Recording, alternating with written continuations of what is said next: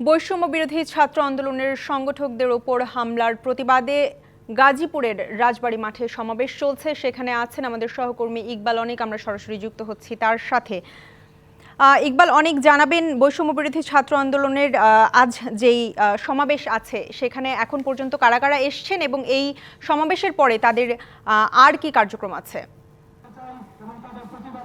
ঈশিতা, এই যে বৈষম্য বিরোধী ছাত্র আন্দোলন ও জাতীয় নাগরিক কমিটি গাজীপুর শাখার প্রতিবাদে যে প্রতিবাদ সভা যেটি করার কথা ছিল, সেখানে এই মুহূর্তে এখন উপস্থিত আছেন হচ্ছে বৈষম্য বিরোধী ছাত্র আন্দোলনের কেন্দ্রীয় কমিটির সদস্য সচিব আরিফ সোহেল সাহেব উপস্থিত রয়েছেন। তো আমরা তার সঙ্গে একটু কথা বলবো।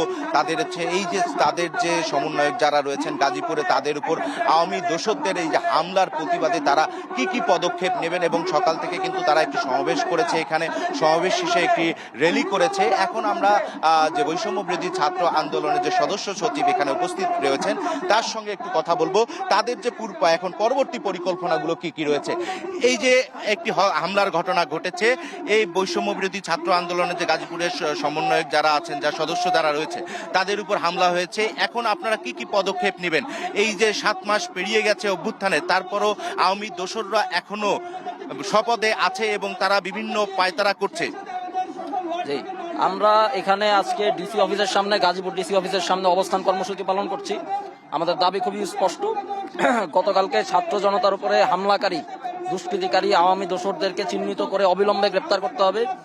কালার এক্সপার্ট, জর্জ স্যাপ এবং মাইল্ড অন হ্যান্ডস টেকনোলজি সমৃদ্ধ অরিক্স ক্রিস্টাল ওয়াশ আপনার বিচারের মুখোমুখি করতে হবে। এছাড়াও আওয়ামী ফ্যাসিবাদীদের যত অবৈধ এবং জনগণের উপর অত্যাচার এবং শোষণ করে প্রাপ্ত সম্পত্তি আছে, এগুলো সিলগালা করে রাষ্ট্রীয়ভাবে বাজেয়াপ্ত করতে হবে। আমরা এই দাবিতে এখানে ডিসি অফিসের সামনে বসেছি এবং আমরা জেনেছি যে যৌথ বাহিনী খুব সম্ভবত অভিযান শুরু করবে গাজীপুরে ফ্যাসিবাদের দোসরদেরকে গ্রেপ্তারের জন্য। আমরা এই যৌথ বাহিনীর অপারেশন যিনি পরিচালনা করবেন বা যারা পরিচালনা করবেন তাদের সাথে কথা বলতে চাই এবং তাদেরকে সর্বাত্মক সহযোগিতা করতে চাই।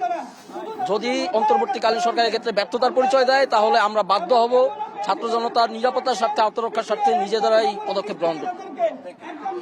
তো ঈশিতা, শুনছিলেন যে এখানে বৈষম্য বিরোধী ছাত্র আন্দোলনের যে সদস্য সচিব উপস্থিত রয়েছেন, তিনি বলছিলেন যে দ্রুত সময়ের মধ্যে আইন শৃঙ্খলা বাহিনী যাতে যে হামলার সঙ্গে যারা জড়িত আছে তাদেরকে আইনের আওতায় নিয়ে আসতে হবে, এবং যদি আইনের আওতায় নিয়ে না আসে এবং সরকারের পক্ষ থেকে কোনো ধরনের সহায়তা না করা হয়, তাহলে ছাত্ররা আবারও তাদের জুলাই অভ্যুত্থানে যে রকম বিপ্লব করে তুলেছিল সেটি করে তুলবেন।